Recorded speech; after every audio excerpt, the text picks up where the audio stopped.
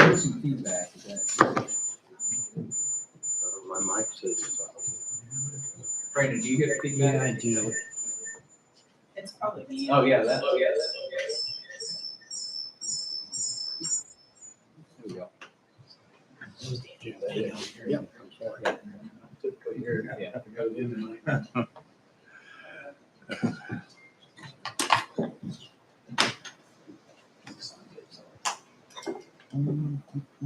I still got.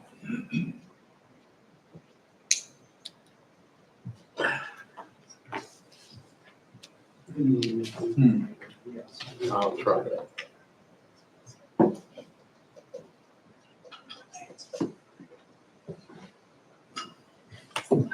Still got the hearing. I think. Bluetooth connected at all? All right. 7 o'clock. I'd like to call the September 7th DeSoto City Council meeting to order. Start with roll call, please. Michael. Here. Daniels. Here. Murdoch. Here. Here. Lane. Here. All present. All right. I would invite you all to please rise and join me in the Pledge of Allegiance. I pledge allegiance to the flag of the United States of America, and to the republic for which it stands, one nation, under God, indivisible, with liberty and justice for all. Thanks again, Brandon. Right. Our first item tonight is a proclamation regarding Constitution Week for 2023. Whereas our founding fathers, in order to secure the blessings of liberty for themselves and their posterity, did ordain and establish a Constitution for the United States of America, and whereas it is of the greatest importance that all citizens fully understand the provisions and principles contained in the Constitution in order to support, preserve, and defend it, and whereas the 236th anniversary of the signing of the Constitution provides a historic opportunity for all Americans to realize the achievements of the framers of the Constitution and the rights, privileges, and responsibilities it affords, and whereas the independence guaranteed to American citizens should be celebrated by appropriate ceremonies and activities during Constitution Week, September 17th through 23rd, 2023, as proclaimed by the President of the United States of America. Now, therefore, I, Rick Walker, Mayor of the City of DeSoto in the state of Kansas, do hereby proclaim the week of September 17th through 23rd, 2023 as Constitution Week in the City of DeSoto, and I urge all citizens to reaffirm the ideals the framers of our Constitution had in 1787 by celebrating the freedoms guaranteed to us through the United States Constitution. And tonight we have the DAR, Daughters American Revolution, with us. Presented them the signed proclamation. Thank you for coming tonight. Thank you. And for reminding us to keep this on our agenda every year.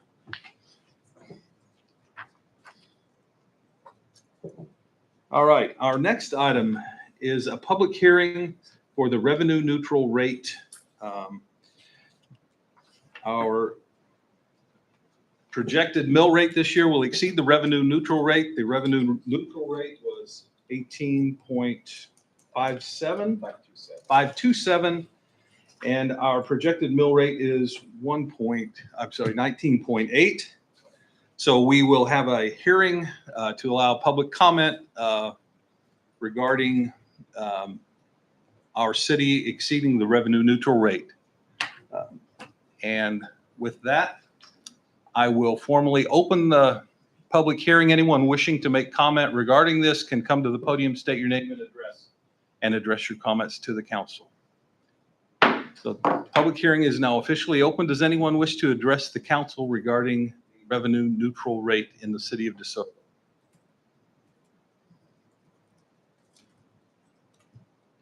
Seeing none, I'm going to close the public hearing for the revenue neutral rate. And our next item will be a public hearing for our 2024 city budget. Mike, you want to run through just the quick PowerPoint on the background in case anyone would like to? Certainly, yes, Mayor, I can do that. As soon as I find it. All right. It's, Mike, it's Four. 1.5, the public hearing Oh, combined. gotcha. There you go. Oh, Yes, council, in your packet, we kind of included the revenue neutral rate hearing and the budget presentation as one staff report in your packet that I pulled up here. The first several pages of that staff report are this PowerPoint presentation that I'll go through. Just to hit the highlights of the budget that you have in front of you, the draft budget we've been formulating for the last several months. The first page is a summary. And this really kind of gives a comparison of 2023, which is the first column here, to 2024, which is all the other columns. So if you look at the bottom of this, you see for the general fund, the starting cash balance in 2023 was $3.17 million. We had $8.1 million in revenues, or we're projecting $8.1 million in revenues, not the end of 2023 yet. So these are still projected numbers.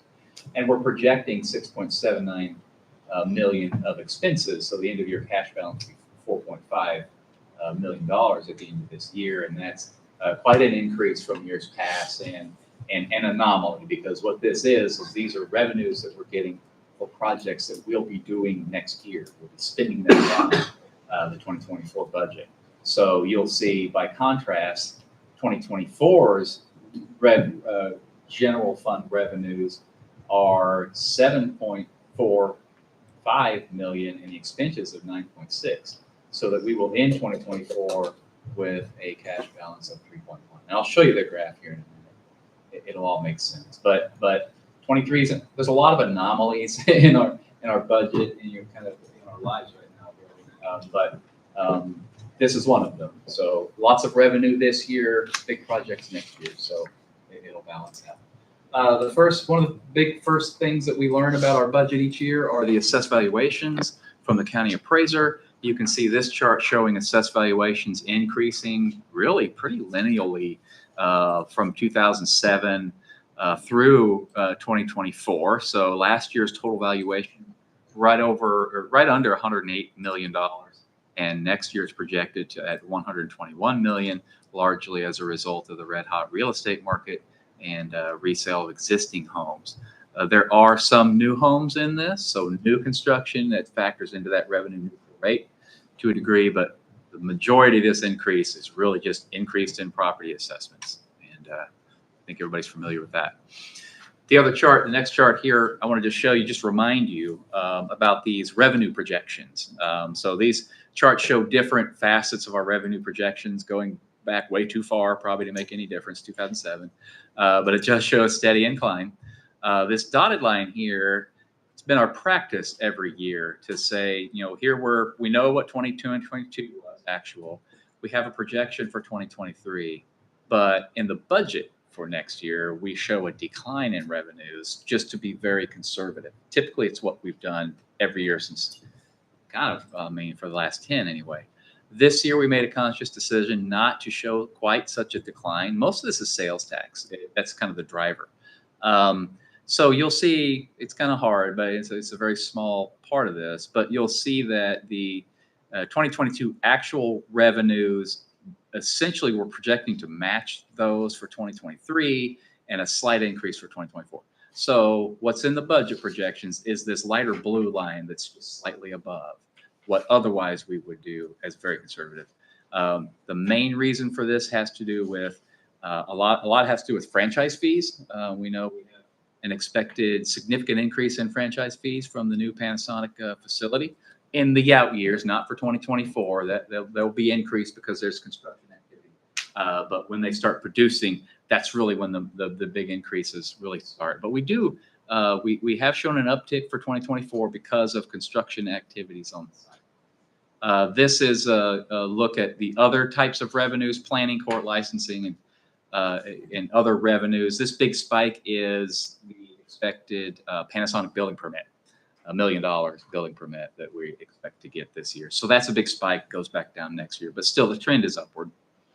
And so here's the mill levy projection. So you can see from 2008 to 2024, you look at the total tax rate for all funds. We started at 25.299 as the mill levy.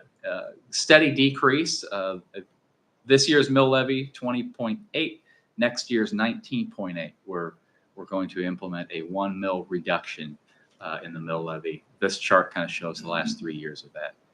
Overall, general fund revenues look like this. Historically, you can see 2023 has that big, the big anomaly with the Panasonic fees. It'll go back down next year, or projected to go back down slightly, but still up robustly from 2022.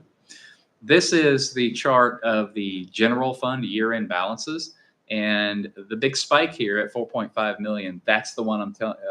We're collecting $8 million in revenues this year, only spending 6 or so, but that's because those funds are used for projects next year. So that's why this number has got a spike. If you kind of take that number out, you can see this chart that we're used to seeing with year-end fund balances somewhere around 40 or 50% of the operating revenues, but then moderating toward our fiscal policy of 30%. 30% general fund balance. 30% of the operating revenues. That's our target. So this chart looks a little strange because we're just in a little strange part with the massive project going on. Law enforcement. Here's the projected chart for that fund balance. We don't have a fiscal policy to maintain 30% in this fund because it's contractual. We know what those costs are going to be. The chance for variance on that is very small. But still, you can see the declining in the mill levy over the years. 2024 actually has an uptick because we do have a pretty significant increase in the sheriff's contract projected for next year. So we had to increase the mill levy here with the law enforcement, which we were able to counterbalance with decreases in the general fund mill and the debt service mill. Here's the debt service looking 5 years out. So 2024 at 2.6, and then we're going to be able to reduce that further to 2.2 throughout the projection period. The water fund in general, we talked about some of the challenges with the water fund with higher costs associated with operating the facility. But again, the year-end fund balance here is projected to trend toward the 30% fiscal policy line. It'll essentially maintain that level throughout the 5-year projection period. The sewer fund's a little bit different. By the end of this year, it's about 55%, but then again, we moderate toward that 30% through the projection period. One last note: the sewer fund, we do expect a 5% base growth, and these projections include a 4.5% rate increase for next year. Similarly, on the water, 4% rate increase for next year. So that's the end of the presentation. Happy to go into any more detail. In your packets, you see the full budget document. There's just probably two numbers I want to highlight. Yep. Our sheriff's contract is going, and I support the sheriffs and the raises they gave, but that contract's going up $190,000. Our collections from ad valorem, the taxes that we collect off real estate, are going up $157,000. So this increase that we have by the part that we're exceeding the revenue neutral mill rate does not even cover the additional cost we have for law enforcement. So I think we're being very fiscally responsible here and very cognizant of the burden of property taxes on our citizens. with our budget this year. Two final notes. When we get to the items in the agenda, there's a resolution to exceed the revenue neutral rate. That's here. And then to formally adopt the budget, this is really the certificate that you actually formally adopt tonight. This is the state budget form that requires governing body signatures. Essentially, this is what you approve along with the state budget forms. And then, of course, we have our own, the full budget document was also included in that staff report. It's several hundred pages, or more than 100 pages long. So Two places. that's right. the story on the budget. Thank you. With that, then, unless anybody has any questions or objection, I'd like to open up the public hearing for the budget and take comment if anyone would like to.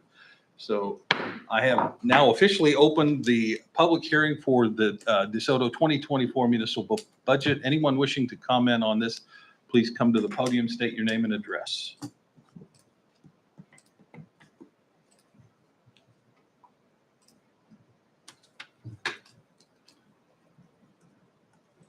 Anyone online, Brandon, that We do have one guest online. that might wish to, or no one I is? don't recognize. I guess if you're online and can hear, if you'd like to unmute and comment, this would be your opportunity to do that.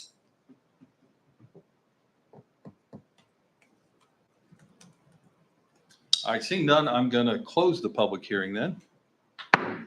And we'll go on with the rest of our agenda, and then we will formally act on this in our regular agenda items 4C and 4J. J.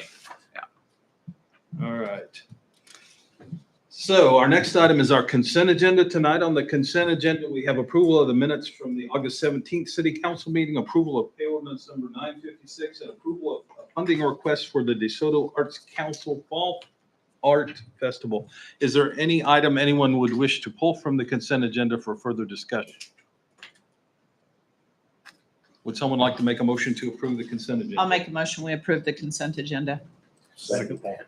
We have a motion and a second. Any discussion of the motion? Roll call, please. Lane, Yes. Ritter, Yes. Hanamichael, Yes. Daniels, Yes. Murdoch, Yes. motion carries. All right. Item 2 is call to public. Members of the public are welcome to use this time to comment about any matter relating to city business not listed on tonight's agenda. The comments that are discussed under call to public may or may not be acted on by the council during this meeting. Does anyone wish to address the council under call to public? Seeing none, we will go to item 3, old business. We don't have any, so we'll go to item 4A, discuss incentive request for the Rio Apartments at 8180 Shawnee Street. Yes, council, I put the materials together on this. The details about the proposed project, I attached those details as Exhibit B to the development agreement that's also on the agenda. But then everything else you should need is attached to the memo. The incentive request 100% tax abatement for 10 years, plus the sales tax exempt certificate for construction materials. Mike put together a chart of other tax abatements that the city has approved on other projects. And I know Dustin's here to address the council, and would just note that since this will be a public hearing item at a future meeting, tonight is more for finding out what your comfort level is, so we can have Jeff White run the cost benefit analysis at whatever incentive you are comfortable with. So we won't be taking a formal vote or anything after the discussion. Any other? So it's in line with our updated incentive process. The Finance Committee met, was presented the information, expressed no objection to it coming to the council, thought it was a worthy project. And so now, without any recommendation from that body as to whether or not the 100% is appropriate, it's here before us to decide what level of incentive we believe is appropriate for the project, so that we can ask that the cost benefit analysis is completed based on that consensus percentage. So with that, the applicant has, Dustin, before we start, is there a presentation you'd like to make, or you want us just, I don't really have okay, a formal presentation. all right, I'll just, I think most of my information's in the packet. Okay. I'd just like to say, I appreciate your consideration on it. I'm really excited about the project, as you guys will see in the development agreement that's on the next agenda. Tried to make it a really unique project for the area. I think I believe it's going to be a catalyst for the downtown.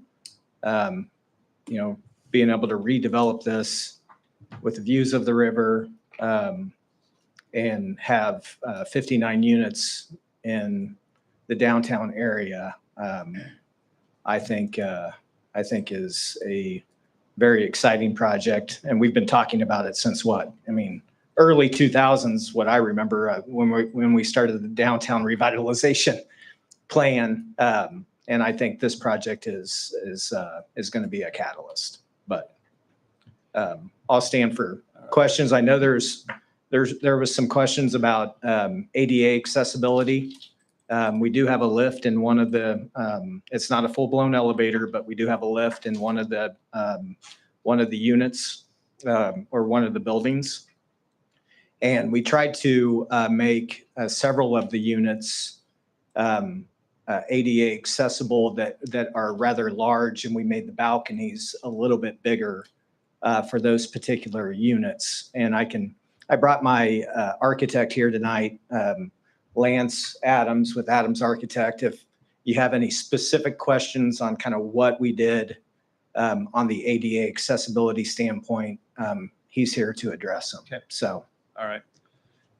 So it is a great looking project, great looking. I think we've always envisioned that, that would be some sort of residential use there. Just kind of as a recap, this is the old city shop property. We started an initial study about how we might use that or convert that to residential. We got a little bit of ways down that and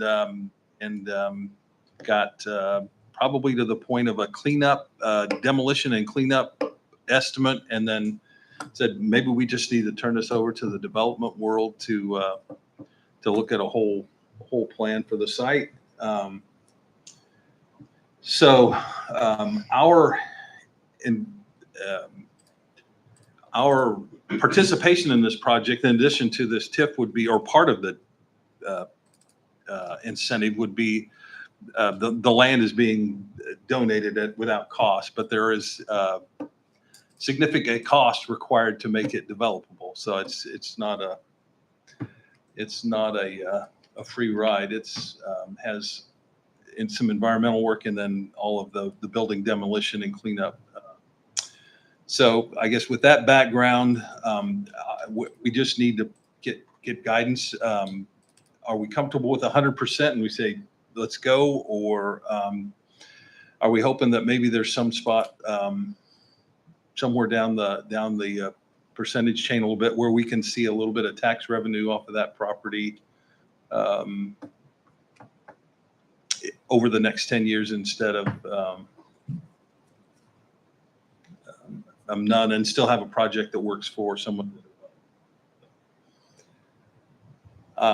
Kevin, would you have any comments? Want to start us off? Yeah, I'll start off. He gave a little bit of the history, which I think is relevant. Kevin Ritter and I were on a committee pre-COVID era at some point with Mike. We met a number of times online and talked about options for this to get it productive within the city, and did get to that point where we did the evaluation of the demo cost and the cleanup cost, and figured we needed to get it into somebody's hands that could do something with it. At the time, we talked about creating a situation where we put an RFP out to the development community to see what kind of ideas would be out there. And then the whole thing just kind of stalled, and Dustin Baker showed up and had an idea. So I think there's some merit to going forward.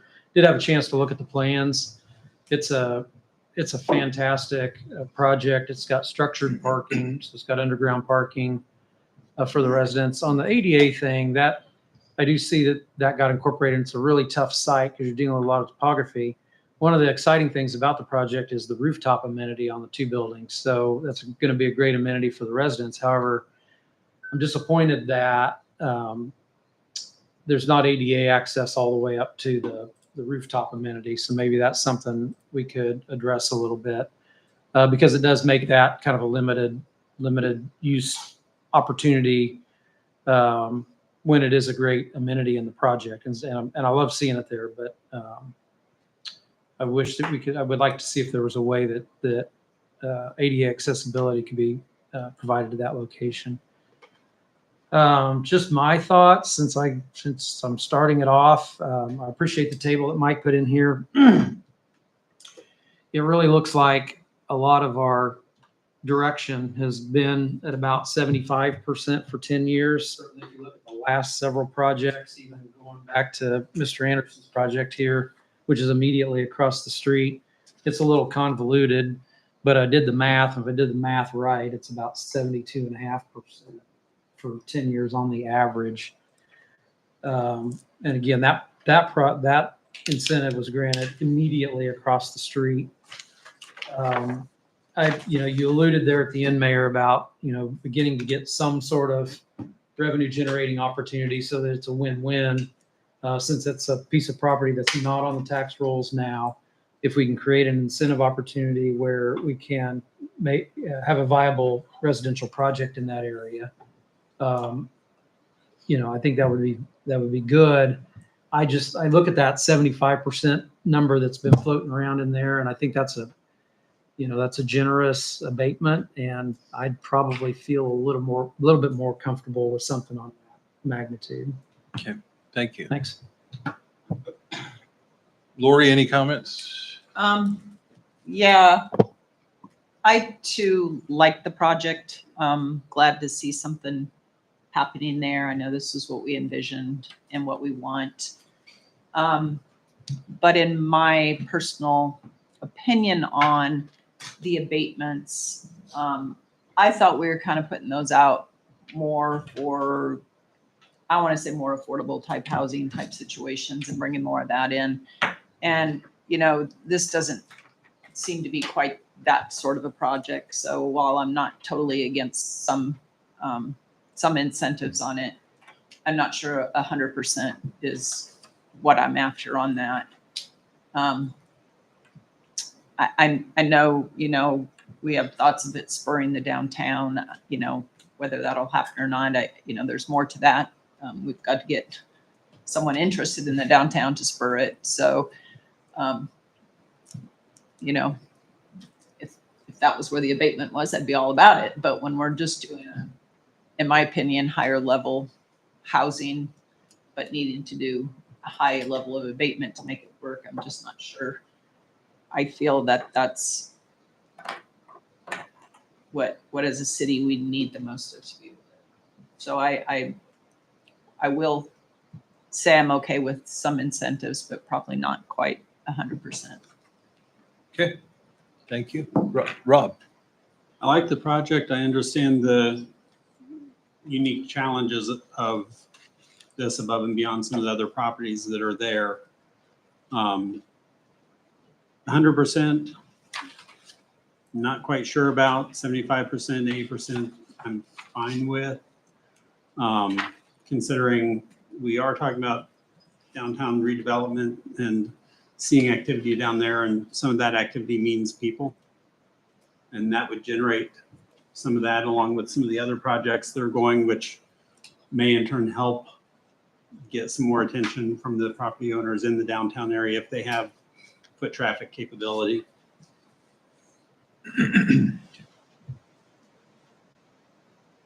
Kevin? Yeah, working with Kevin on this and Mike, that's a hole down there, and it's gonna cost to put some stuff in it. I personally don't have any issue with, this is kind of unique, and I don't have any issue with the 100. It ends up less, so do whatever, but I'm I would just be happy to see the site cleaned up with some more living space there and putting more people downtown. So Okay. I'm good with it. Danny? Yeah, I know that it's been a challenge for the property on the cleanup and the stuff you've had to deal with, Dustin, and appreciate that. I would like to comment on Kevin's comment over there on I'd like to see it, if we could, any possible way, get that to the top for ADA compliancy, but, I'm, probably a good advocate for the incentive on a little above, because of the overruns I know that you face with the property and cleanup. I know that was a challenge in that area down there, and I think it's going to be a great asset to the downtown part of the community. I really feel that way. So I'm in favor, of, cutting some slack there at the top. And that's my reasoning behind that. Okay. So I guess what I heard was, and I attended something shy of 100. Probably you would gain a little more for if there's a way that you could incorporate ADA access to your feature. Might push it, toward the upper end of that. What if we said, are we at 90 with the elevator and roof access and 75 if it's as presented? I'm kind of where 75, 80. Yeah, I'm open to more if we can get. I think we get understand it's going to accessibility. cost more, right? To help out with the accessibility. I think it's a great feature. Yeah. It's a great amenity in the community, but I'd hate to see it not have ADA access. I'm fine with more, especially with ADA access. And the fact is, there's been no taxation on it already. So we're even with 100%, we're gaining and not losing for a time on that property. Sounds like the floor in the conversation has been 75 and the upper bound has been 100. So somewhere. Right. Now, under our new incentive policy, how do we resolve that? Well, if I could suggest, I think the specific purpose for this discussion is not to make a decision necessarily, Yes. but to hear the feedback, to have questions, to hear from the applicant, and then allow staff and the committee to go back and come back to you next time with a proposal. Sounds like there's maybe some back and forth about ADA access and levels of incentive to play with there. Yeah. So. Yeah, I guess that's it, Mayor. I but I guess presume that at this point now, that there is staff and the applicant support. can go back and Yeah, I think noodle it out a little I think more. that Is was that the kind of intent. the opportunity? All right. Definitely. We have given our guidance. We'll go on. good.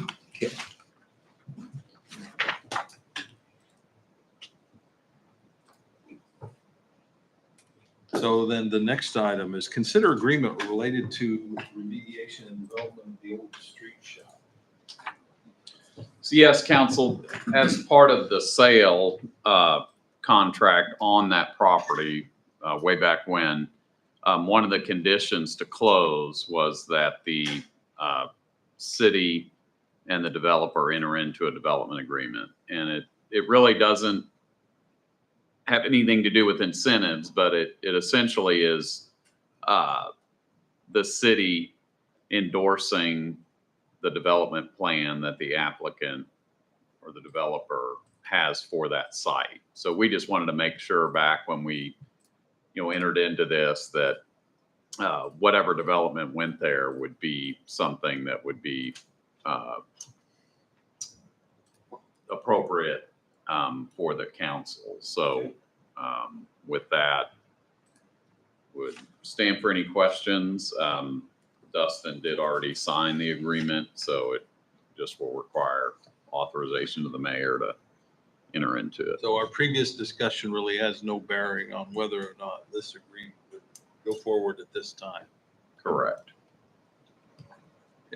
Any questions from council?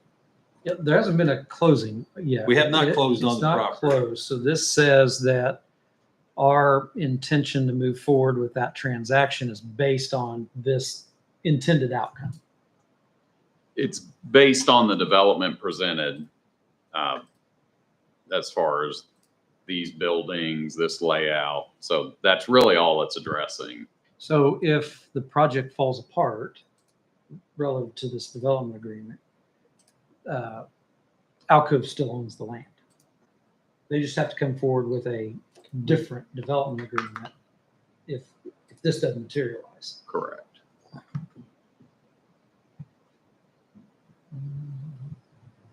So Will it be his intention to close on it before there's, I don't know, probably not. You're not going to close on it until you know your No, because I'm, plan. I'm agreeing to this specific plan that I ran the numbers on receiving the incentive. And going back to the elevator conversation, I'll just have to kind of see where I it sit falls. and where that goes. But the development agreement, I won't close on it until we can solidify the financial incentive, because I needed to build the specific development that I'm proposing in the development agreement. So would it make more sense to do this when we have a, it would, well, because I think Lori's question my was whole pertinent point because is- this drives the schedule. Well, the closing drives the schedule. So why have the development agreement if we don't have an intention to close? Just, like Dustin doesn't have title to the property. So I wonder, as we get deeper into the incentives, I mean, really, you won't have title. So it's just, it almost seems like at some point we need to close on the transaction. Yeah, I mean, I've spent quite a bit of money so Right. far. So it'd be nice to at least know that we have something formalized on the development agreement side of the equation. We were all set to close, and then we kind of backed up and looked through the resolution again that was approved, and and then thought, well, we need to get the development agreement in place. And the development agreement really doesn't have any teeth at all until you choose to close. And you're not going to close until you have all the entitlements. Mhm. So it's an agreement that doesn't have a lot of meat. I mean, I guess it gives you some comfort in It gives me knowing- some comfort that in at knowing- least I know that I have an agreed upon development agreement. Yeah, And I but could. we're not flip- going to shoot down that project. Right. If you proceed forward with closing. Right. So we're kind of pre-approving the project. Is that outstepping the planning commission process? Is that overstepping? This It's like- says specifically doesn't. There's a clause in that development agreement that says you're specifically not approving any of the, Yeah. you're not surpassing planning commission and, Okay, even though all this is attached. Right. And the way I envisioned this wasn't, it's simply, you're really just endorsing that this type of project, the layouts is acceptable to you, as opposed to like a quick shop. You're just basically saying this use, the development that's been presented is acceptable to you. So since the transaction is conditioned on this development agreement being approved, my thinking was we need to get this done so we can, get title moved over to Dustin so he can start doing, because it will be funky if we're like approving pilot agreements, the city still is the title holder. Mhm. Normally that's the developer has title and they're pursuing those incentives. Although this agreement means nothing if he chooses to never close.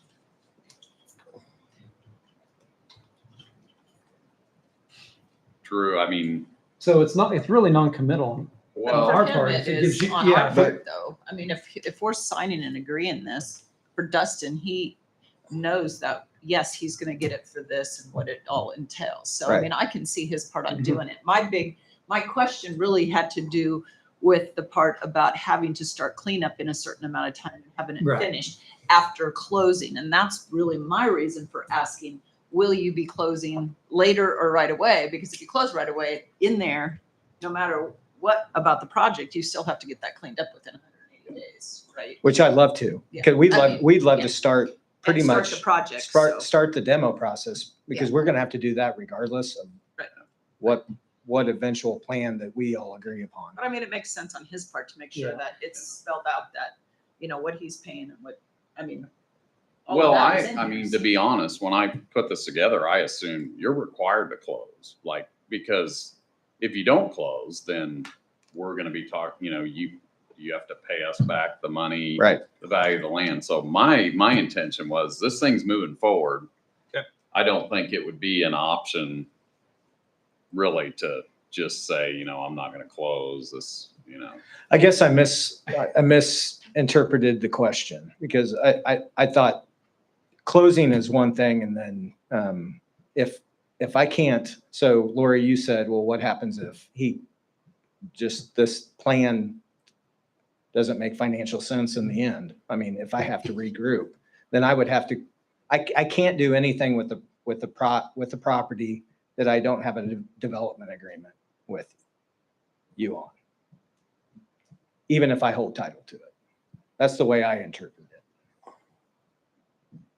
and my thought Correct. would be if, you go ahead and close, if the incentives don't work out, then, maybe we'd have to amend the development agreement to allow you to, do half of the, Right. something like that. But I was envisioning that, yes, we'd be moving to closing Right. and, irrespective of the incentives, really. Right. Okay, I'm good with it. Any other questions?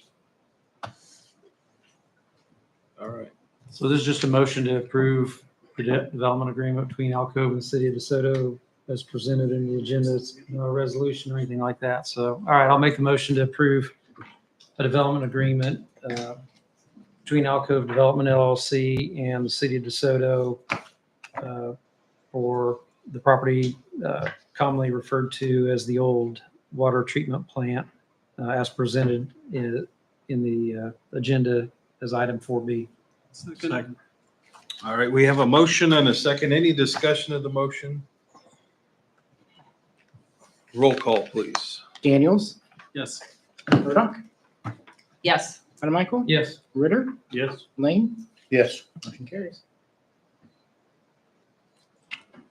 All right, item 4C, consider resolution 2016 exceeding revenue neutral tax rates. Any additional presentation needed on this, Mike? No, Mayor, I think you All handled right. it earlier pretty well. Thank you. We will need a roll call vote on the resolution. Okay. I'll make a motion, we approve resolution number 2016 as presented. Second. We have a motion and a second. Any discussion? Roll call, please. Murdoch, Yes. Ritter, Yes. Daniels, Yes. Lane, Yes. Michael, Yes. motion carries. All right. Item 4D, consider resolution 2017, scheduling hearing for property at 8260 Spring Drive. Thank you, Mayor. Before you is a resolution to declare the structure at 8260 Spring Drive an unsafe and dangerous structure. You'll notice from my letter to Mayor and Council, the reasons why we should declare this an unsafe and dangerous structure. This mobile home had a very large addition that was started to it, almost doubling the size. Without a permit, we issued a stop work order, and no permit was able to be issued under city code due to it being a non-conforming use of a mobile home not in a mobile home park. The addition has since been left as it was when it was stopped, and no work to remove the addition was done. In speaking with the property owner as well as the tenant that was doing the addition, the trailer or the mobile home that's currently there, it was in unlivable condition prior to this. it was going to be remodeled as part of it. The roof sheeting is exposed OSB. It has since started to weather and lift up edges. You'll see one of the photos, there's already a small piece in the top left corner of the roof that's already blown off. With those edges lifting the way they are and the structure being open to the elements on both ends and the east side, the potential for wind to get under that roof and lift that roof or more sheeting off is definitely high. None of the construction materials that were used were designed for exterior use because they were all going to be enclosed in walls with siding and roofing and things of that nature. And they've since been left to sit there and weather and begin the rotting process. The existing mobile home is not secure. There's open doors, open hatches. In that picture, you'll notice on the far left end, there's what looks like a door. That's actually the hatch to the water heater on that mobile home, and it's been standing open, allowing water and rodent pest intrusion. I think that is. Cameron, if I can just interrupt. Yep. So tonight, really, the council's deciding is, do you see sufficient reason to schedule a hearing, which we'll send to the property owner, and they'll have an opportunity to be at that hearing, present their evidence, and then Cameron will have to have you back and present your information as to why this is an unsafe and dangerous structure. Okay. I think with that background, I think we've seen enough Question probably there. that it's appropriate to sit here. Yeah, just a quick question, unrelated in some ways. Are there other trailer homes in that area then? Yes, there's And it's- 3 other mobiles, 1 to the south and 2 to the north of that structure Okay. that are occupied. They're existing non-conforming in that district. We do appreciate you missing the Chiefs game. I had to turn down free tickets for it, so. Oh, no. One more quick question. Is this inhabited? No. You mentioned tenant. Okay, it's No. currently not. Okay. The tenant was working with the owner of the property, was currently living at the time of the work, was living in the mobile to the north with his mother, was doing the work to this one to make it what he wanted for him and his family.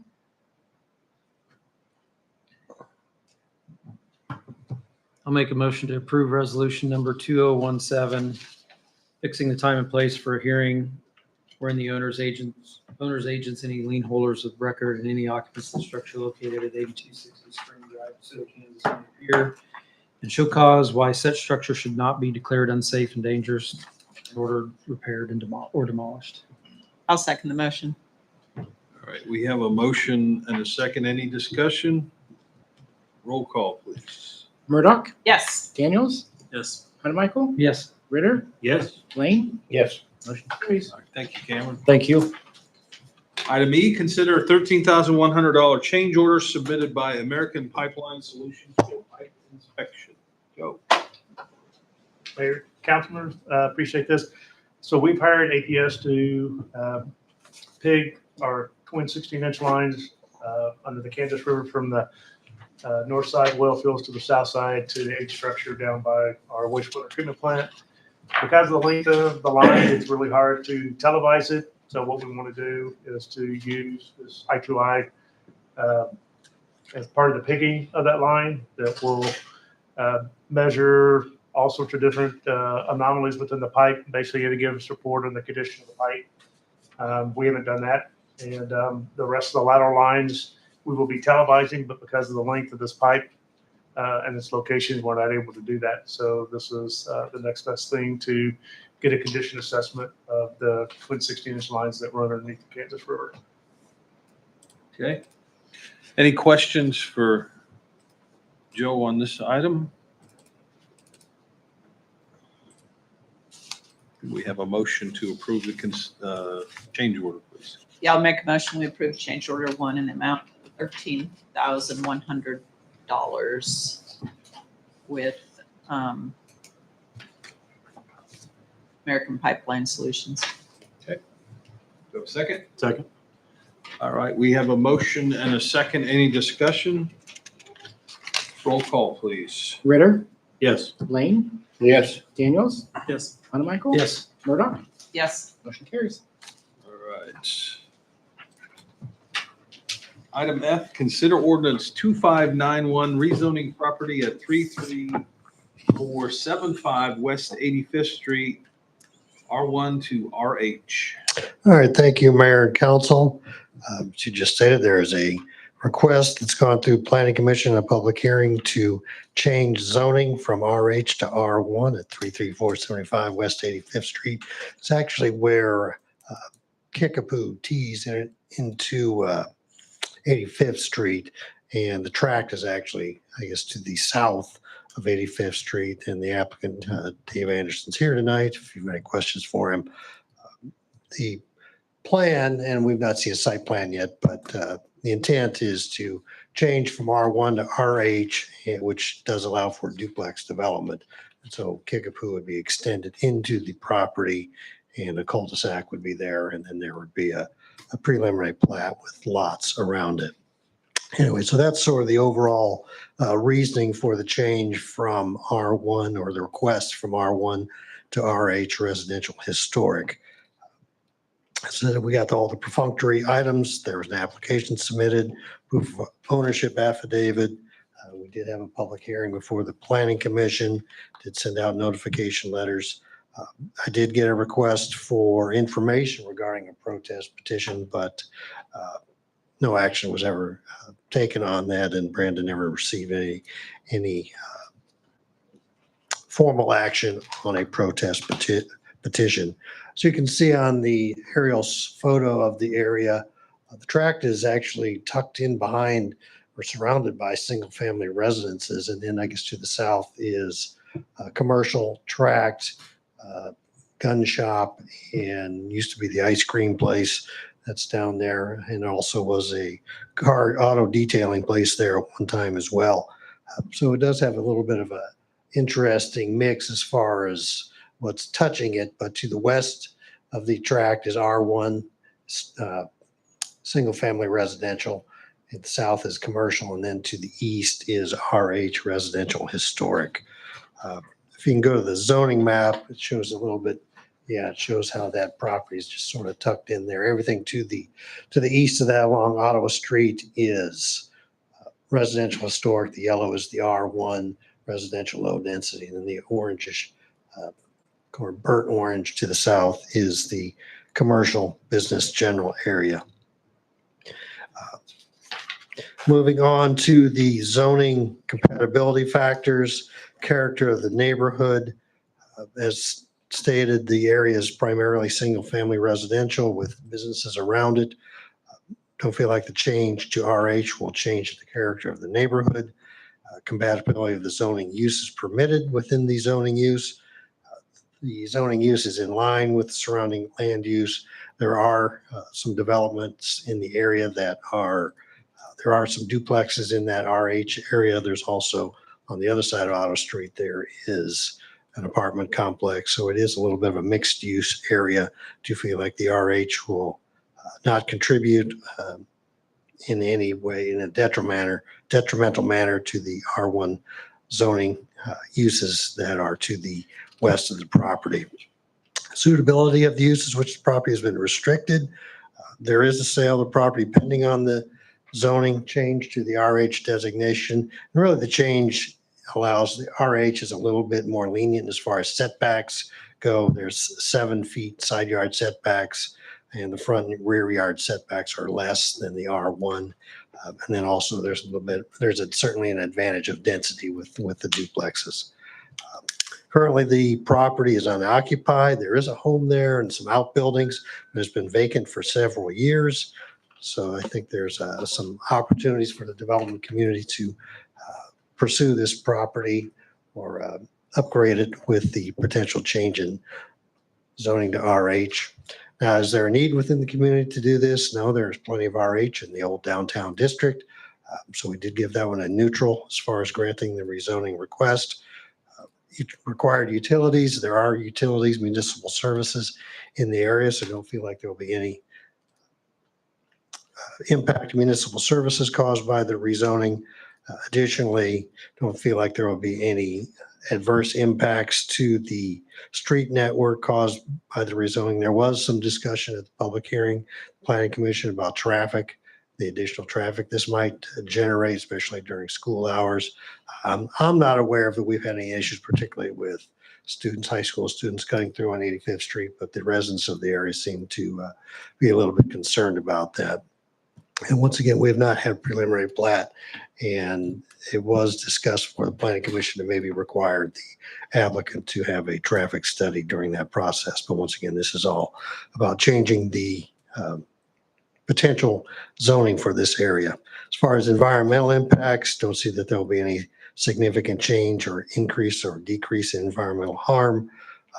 Economic impact, adding housing will increase certainly the property value, and additional residents will generate sales tax, spending within the community.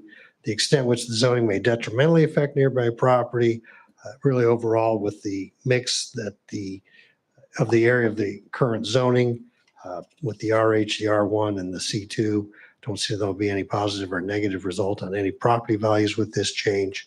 And overall, we don't see any detrimental effect on the adjacent neighborhood or public denying the application. The area is consistent with the future land use plan, the comprehensive plan, and staff did recommend to the planning commission to proceed with a recommendation of approval for this tract. So with that, I will stand for any questions you may have on the change from R1 to RH. Questions from council? Go ahead. Kevin. Question, so it's about 3-acre tract at R1, probably yield 7 to 9 lots, something like that. What's I know that the setbacks are smaller, and Mhm. I'm not sure if RH allows for like plan development, but was there any discussion of what the potential residential yield could be on this 3 acres? Well, I guess I could let the applicant answer that, but we did talk about, there's about 9 units that they're thinking about putting Even in in there. RH? Yeah, in the RH. And then also, as you It really recall, doesn't change the potential yield, but it gives more flexibility on the. well, it would change type. the yield on the R1 because of the setbacks. That would reduce the number of units, and we're also talking about 2 units per, duplexes. yeah, duplexes. So Not a they're- significant increase, really. What's the setbacks on R1 compared to this? oh, hold on, I got that written down, Danny. 10 10-foot and side, 15. 30-foot front. Yeah, it's 35 on the front, 10 on the side, and 30 on the rear for R1. Saying 25 on the front for RH. So you got 35 on R1, 25 for RH. Your sides are 10 on R1, 7 on RH, and then 20 for the rear. Well, pardon me, 30 for the rear on R1 and 20 for the rear on RH. So it does make a difference. And then also we do have now the smaller cul-de-sacs, which help a little bit as well. But it's adjacent to an RH district. I mean. Yeah, I was just curious with the, The shape of it, Comparison to I mean, if you're in development, that's a difficult shape Yeah. to get a lot out of. I mean, just if it was the right square 3 acres, you might be able to get, 8 or some, but lot. yeah, but- it's a nominal amount, but a meaningful amount. in Yeah. terms of Opportunity for residential. Right. And it leverages existing infrastructure. Exactly. Questions? Anyone have Nope, I'm good. Thank you. something over here? My only comment is that you seem to be a generally positive person where there's certain aspects I would have expected at least in neutral, dropping multifamily in the middle of single family residential, changing some of those that might have at least been neutral. And I've seen that question you on that a couple times now that you haven't always had great answers. So that's my only comment. It's not that I don't think it'd be a good project or need it. It's just the positives sometimes I question from you, so. Well, I'll make a motion to approve ordinance number 2591, rezoning property at 33475 West 85th Street from R1 Residential Low Density District to RH Residential Historic Old Town District as recommended by the Planning Commission. I'll second the All motion. right, we have a motion and a second. Any discussion? Roll call, please. Mayor Walker, Yes. Lane, Yes. Ritter, Yes. Murdoch, Yes. Michael. Yes. Daniels, Yes. carries. All right. Item G, consider final plat for carriage houses phase number 13. All right, thank you, Mayor and Council. This is final plat for Carriage Houses number 13, Tract L. A couple of features about this. This lot actually will have a septic system. There are a couple of units that will have a restroom facility in them. The reason this was allowed is because it's not part of the original PUD that was part of the initial Carriage Houses rezoning. This is actually a C2 tract. We did have some fairly significant discussions with the applicant, making sure they didn't want to, just fill them all the units up with restroom facilities. But they did revise their site plan, included a fairly significant tract of open space, which will be used for septic tank and lateral field, which is pretty much the area north of the Tract M there on the screen. Planning Commission did review the site plan and did approve a site plan at the Planning Commission meeting. There's also a little bit of right of way that will be designated or donated to the city. It's a little bit right on the southern edge of the tract. It's kind of hard to describe where it is exactly, but we've wanted to have 60 feet from center line to the edge of the property. So the applicant was willing to donate that to the city. So that is included on the final plat. Also, Matt Revell with Justin Milburn's engineering firm is online. So he's the one so if there's any questions for some specific items on the plat itself, I'll have to defer to Matt. But Planning Commission did approve the final plat and the site plan at the previous meeting and recommends that the council accept the easements and right of way for carriage houses number 13. All right. Any questions from council?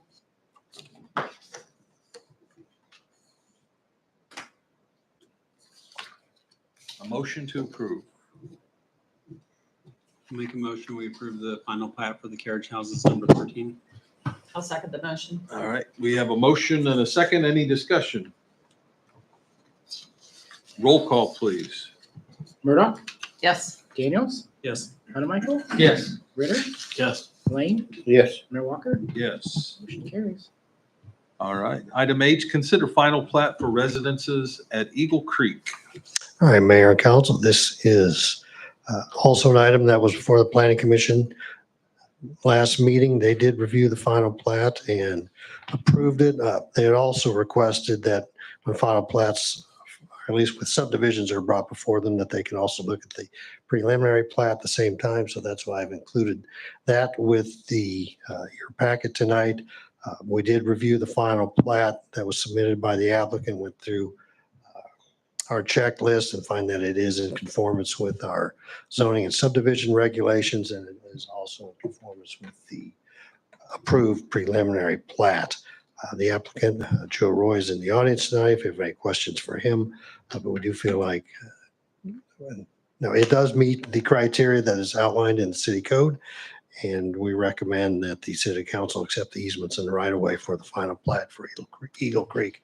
I will say that tracks A, B, and C are part of a permanent drainage easement that will be maintained by the homeowners association, and it will also remain in its more of a native or natural condition. There is a detention pond in tract A that'll be cleaned out and used for runoff or detention from the site from the south that does collect some water in that area. Okay. Questions from council? Motion to approve. Yeah, I'll make a motion. We approve the final plat. And accept the easements and right of way of the final plat for Eagle Creek. Second. All right. We have a motion and a second. Any discussion? Roll call, please. Lane, Yes. Ritter, Yes. Michael, Yes. Daniels, Yes. Murdoch, Yes. Mayor Walker, Yes. motion carries. All right. Item I, consider task order with the HDR for well field engineering work.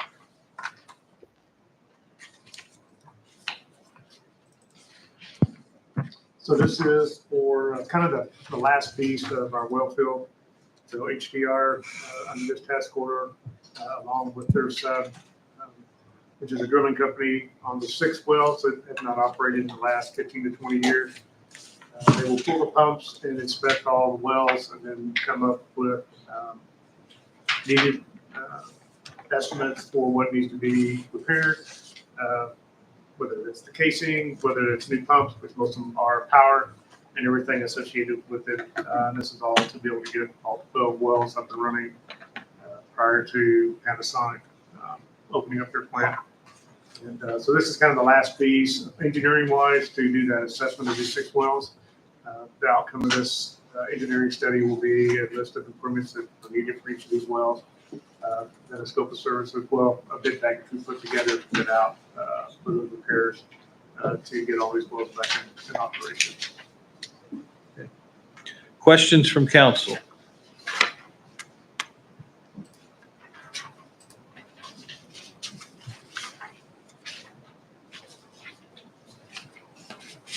Is this an extension of their task order, or is this a new task order? I think will be, is it a new task order that we? New task order Task under order. the on-call agreement, yeah. They are currently working with Blue Water. He's doing kind of the line cleaning Right. and working on the wells that are currently operating, so. That's what I was curious if this was an extension to that work or to its own task. So, all right. Any other questions from anyone? I'll make a motion to approve the task order and scope of services and authorize the city staff to enter into a contract with HDR, the amount not to exceed $211,313 in the form presented at the meeting tonight. Second. All right, we have a motion and a second. Any discussion? Roll call, please. Ritter, Yes. Lane, Yes. Hatamaker, Yes. Murdoch, Yes. Daniels. Yes. Motion carries. All right, very good. Item J, adopt 2024 budget. Yes, council. I won't go through the presentation again, but if your formal adoption would take the form of a motion to essentially approve the certificate that is attached as Exhibit C, first page of Exhibit C to the larger staff report. That's the certificate that we will send to the county by the deadline, which is for the 1st of October. We'll have your signatures on that. The formal budget actually technically is only those state budget forms, the boring ones that we have at the back of the book. That's okay. They can work. Obviously, we have our own guidance document that we put together each year. There, It really is that the bound copy that you'll get before next year starts. Yeah. So if you're inclined to approve the final budget, please make a motion to approve the that Exhibit C, the certificate. You can sign it. Okay, Thank you. any questions from council? And then same thing, no trigger. All right. I don't know that I have any questions. I'll just tell you, I did look up on the state site, the year-to-date, this is only the city sales tax.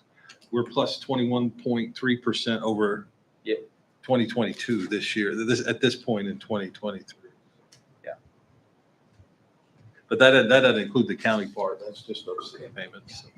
And Yeah, it's, I did it last month and it's almost 10% with the city and county. We're 10% over That last total. year. that was just filler while somebody's thinking about a motion. So we're just making a motion for Well, we'll Exhibit C just for the get it out of the 2024 way. budget. Approve the 2024 budget. And the certificate. I'll make a motion that we approve the 2024 budget and Exhibit C is illustrated. All right, we have a motion and a second. Any discussion of the motion? Roll call when you're ready, Brandon. Ritter, Yes. Lane, Yes. Murdoch, Yes. Daniels, Yes. Michael. Yes. Motion carries. All right. Item K, consider public art recommendation from the DeSoto Arts Council. That did not come together. They need another, little bit more time to get their, artists lined up, I believe. And so that, thought it was going to happen tonight, but it, will be at a future meeting. So I'd like a motion to table that to a future meeting. I'll make that motion to table that to a future meeting. Second, Second. all in favor, say aye. Aye. All right, opposed? We have tabled that, so now we have item 5, Yes. executive session. I'll make a motion that we recess into executive session at 8:09 for 5 minutes to discuss subject acquisition of road right-of-way pursuant to statutory land acquisition KSA 754319B6, with the open meeting resuming in the council chambers at 8:14 PM.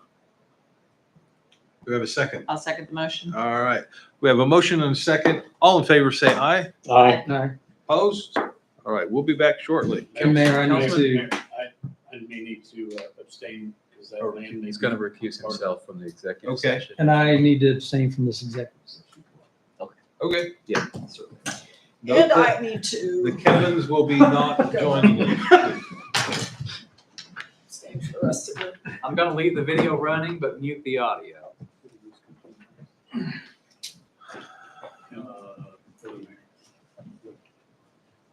Yeah, Rob.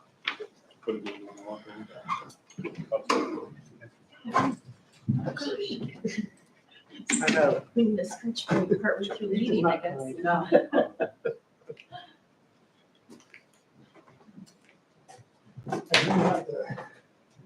Oh, yeah. Katie here today. So I don't, How you doing, bro? do we have somebody with his email contact? What I want to do is call them and ask them what, I don't know, they're waiting, polls, transfer drafters. I don't know what the name was polls. I don't remember what, This morning, I had to get here till this afternoon. what, a month and a half, 2 months ago. Yeah. Emailed it, something. Yeah, I've got was here. a contact. Now, one thing that, I don't know if this has come up with you yet, but DeSoto's in a weird place. Part of DeSoto is its history, the other parts of the Shawnee District forever. So the person I deal with is really good. I'm not sure which side he's on. I think it's actually on the board. Well, I wish you well, man. But He can at least tell us who to call if it's not him. yeah, So, because the question is, the transport traffic, so I don't know if they're waiting on polls, if they were waiting on meters. I assume there could be 1 or 2 meters. well, all that stuff, the meters come from Evergy. I mean, they charge us for all that. We pay- You're not off yet. Evergy is a month.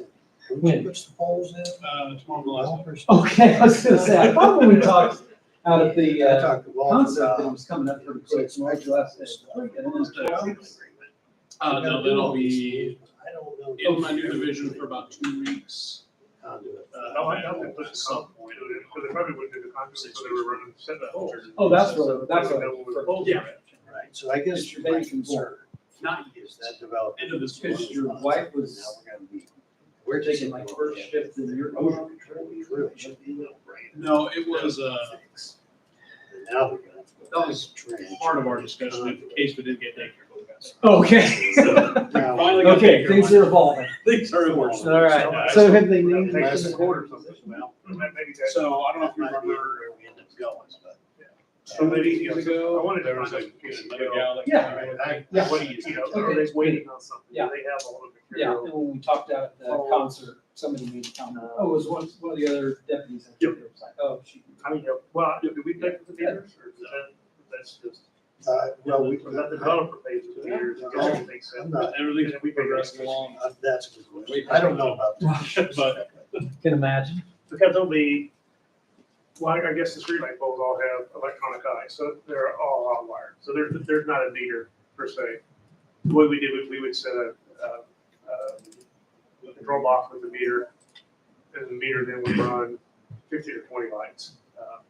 And so it'd have electronic, but I think the way that we feel that they're all hotwired. And And then each streetlight has its own sensor. I just checked the score. Look, there's a They turn it fumble. on Is that and what I off, saw? and 7-7. And then the issue is Keystone kind of averages it out, probably to their favor as far as the electric that's being paid. When you go to a meter, just like your house, you save a lot of money. But we're using it, I assume we're using LED lights, so there's Yeah. a huge savings in that. And I know there's meters somewhere. I know that there's 50 meters around that we're paying for. Or at least they read it and send us that bill, so. Okay, yeah, I don't know if they said if they actually set a meter and then run the power out to the lights, because that's the best way to do it. Because then you know Yeah. you're being charged, because otherwise they're just doing an average of, storms or whatever. Daylight saving time, they kind of figure an average. So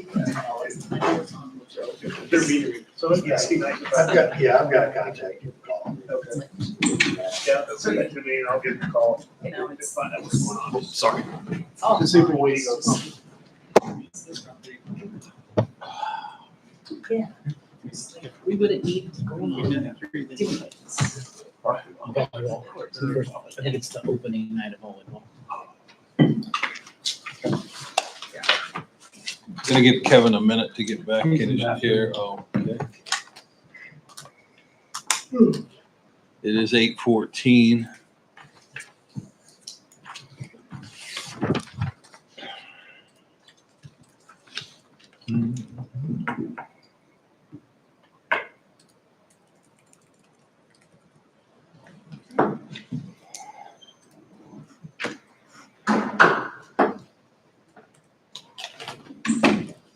It's all right. Still 8:14 on my clock, so you're still not late. Please in the room. So, okay, yeah, and we're back in regular session. If somebody's taking action on this, I probably do back. So, that too. You would just not vote or what, right? Oh, yeah, we can You just from abstain the- from the vote. Yeah. We won't- Yeah, Because we're not going to discuss it. right. So we are ready for a motion regarding that, if someone's ready to make that. Guess I'll be me. Yep. I'll make a motion, we authorize, purchase of right of way, in the amount of not to exceed $23,000. Second? We have a motion, a second. Any discussion? Roll call, please. Lane, Yes. Ritter, Abstain. Murdoch, Yes. Daniels, Yes. Michael, Abstain. motion carries. All right. We are now ready for advisory reports. Mike, what do you got for us? Just that schedule issue for me. I'll be out. I'll be in Monday and Tuesday morning in the office, and then Tuesday afternoon through the rest of the week I'll be out of the office. Through Wednesday, marginally available, but Thursday and Friday probably not. Okay, To note for that. anything? That's it? That's it. Yes. All right. Thank you. City attorney, Nothing for me. assistant, I'm jumping around. I'm gonna go assistant city administrator. Jumping around today. Just a quick note of two kind of upcoming events the council's been invited to. The NAACP annual dinner on September 17th for the Johnson County NAACP Freedom Banquet is on the 17th at 5 p.m. at the Hilton at Embassy Suites by Hilton in Olathe. And then there's the KD80C annual luncheon on Thursday, November 16th. And that's at the Kansas City Convention Center at from 11 a.m. to 1:30. I will send out an email to council if you'd like to attend that. And then there are two public events going on. One, and this is not my name, it is called The Great Gobbler. It is a kids paint along that's going to be held at the Senior Center on September 11th from 6:30 to 8 p.m. That is McKenna's project, the recreations programmer. That is her event that she's hosting. And then we also have a movie night for Super Mario Brothers at Riverfest Park on September 16th. Okay, thank you. Joe? If you've been out south, you can see a lot of construction's going on 103rd Street in Lexington. So Clarkson is really moving along pretty well. So they're getting the grade done for what would be the new northbound lane, or westbound lanes on 103rd Street. So that's going on real good. I went out there today. There was this morning got a notice they were closing the westbound off ramp at Kill Creek. I've had lots of complaints about it. So hopefully Kate, I was out there and they did some milling and smoothed that up. I think we've had a lot of 18-wheelers pull off and park there delivering steel. And so they've kind of messed it up. So hopefully they got that done today. Kevin, did you happen to use that tonight? Yeah, it was open. Was it smoother?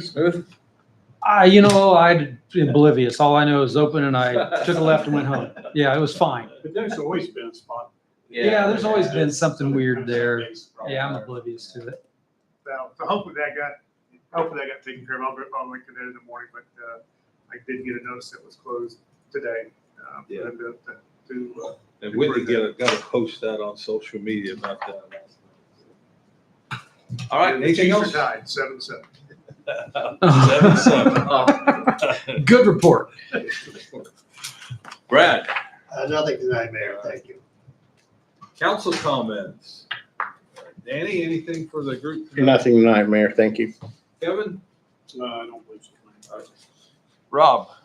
Two things. Next meeting, 9/21, I will be in attendance, but virtually, because I'll probably be in Murfreesboro, Tennessee, on my way to Chattanooga. And then, yeah, they're working hard and fast on that 103rd Street. I biked part of it on Sunday when nobody was there, and yeah, they're moving. Lori? No comments, Mayor. Thank you. Kevin? Nada. I'll say, I'd just make one that they're not here to receive it, but congratulate the DeSoto Days Committee for their hard work and another successful DeSoto Days in the book. And with that, I would. Mayor, before we go, Yeah. we want to note that this deputy's last Oh, meeting this is today. Deputy Riddell. Yeah.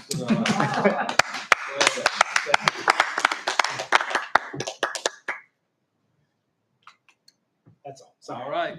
I make a motion, we adjourn. Second. All right. We have a motion, a second. All in favor, say aye. Aye. All opposed? We're adjourned. Thanks again. Just for the for your record, help. you've been the best one ever. Say what? You've been the best one ever. It's back into the afternoon, so I'll be able to be back for the meeting. We're gonna be fine. We should be